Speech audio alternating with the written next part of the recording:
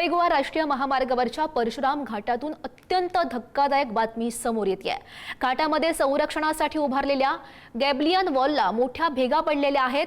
मुसळधार पावसामुळे पेढे गावातील नागरिकांमध्ये भीतीचं वातावरण निर्माण झालंय। गॅब्लियन वॉलच्या खालीच पेढे गाव आहे, त्यामुळे गावकऱ्यांची झोप चांगलीच उडाली आहे। आमचं गाव मालींसारखं होणार का, असा संतप्त सवाल नागरिक आता प्रशासनाला विचारतायत।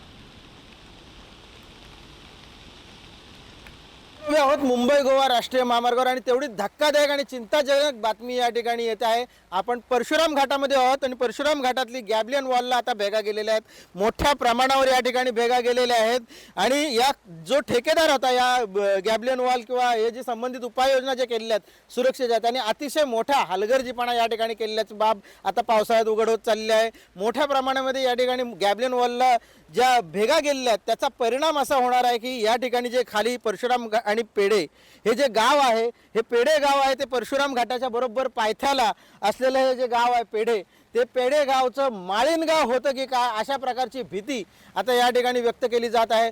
पेढे गावामधील अनेक नागरिकांना आता रात्रीची झोप लागणार नाही आहे। याचं प्रमुख कारण असं आहे की जी परशुराम घाटातली गॅब्लियन वॉल आहे त्याला आता मोठ्या प्रमाणात भेगा गेलेल्या आहेत आणि ठेकेदार जे आहेत ते जुजबी काम करून ह्या ज्या भेगा आहेत त्या बुजवण्याचा प्रयत्न या ठिकाणी करतात किंवा त्या झाकण्याचा प्रयत्न करतात।